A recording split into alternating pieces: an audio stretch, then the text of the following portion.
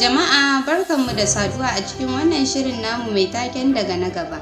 Shirin da zai ke kawo muku bayanan wasu 'yan kasuwa da ma kamfaninnika da suka yi nasara don samun ƙwarin gwiwa wajen cimma muradinku a duniyar kasuwanci. Kada a sha'afa, za ku iya samun wannan da ma wasu shirye-shiryenmu a shafinmu na yanar gizo www.tubalinarziƙi.com ko kuma a shafukanmu na sada zumunta Facebook, Twitter, Insta har ma da TikTok, dukansu da Tubalin Arziki. Daga na gaba. Cikin wannan sati muna tafe da bayanan yadda wasu matasa daga Najeriya suka samar da kamfanin da ya kai matakin duniya. Paystack ba bakon suna bane ga yawancin mutanen da ke mu'amalan biyan kuɗi a yanar gizo, kama daga saye da sayarwa da dai sauransu. A shekarar 2015, wasu matasa jajirtattu su biyu suka ƙirƙiro kamfanin Paystack. Matasan da suka fito daga jihar Legas da Ibadan ɗin jihar Oyo. Shola Akillade da takwaransa Izra Ulubi sun samar da kamfanin da ya zama shahararre a duniyar fasahar kuɗi. Kamfani ne da zai baka dama wajen biyan kuɗi ta hanyar gizo daga cikin wani haka.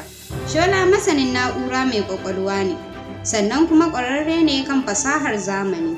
Shola, wanda aka fi sani a wajen jagorancin kamfanin, wanda yake zama matsayin shugaban kamfani na Paystack, an haife shi a garin Legas. Kafin samar da Paystack, ya yi aiki daga Nuwambar 2007 zuwa Afrilun 2009 a kamfanin Heineken. A cewar Shola, yana yawan samun matsala in ya zo biyan kuɗi ta yanar gizo. Hakan ya tilasta masa samar da fasahar da ta zama kamfanin Paystack. A ɓangaren Izra Ulubi, shi ma ɗan baiwa ne tun daga haihuwa. Basirarsa ce ta sa ya lashe gasar kwamfuta programming tun yana jami'a. Duk da ba bayani na ainihin lokacin haihuwar Shola, amma takwaransa Izra an haife shi cikin watan Nuwamban 1986.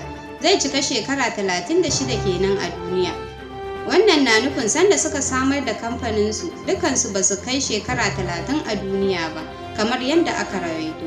Cikin shekara ta 2020, babban kamfanin kimiyyar kundi na Amurka da aka fi sani da Stripe suka siyi kamfanin matasan 'yan Najeriya wato Paystack a kan kuɗin dalar Amurka miliyan 200, wanda a lissafinmu a wannan shekarar ya kama wajen naira biliyan 8 da ɗoriya. Kai ma za ka yi nasara, abin biɗa kawai ilimi, juriya da haƙuri.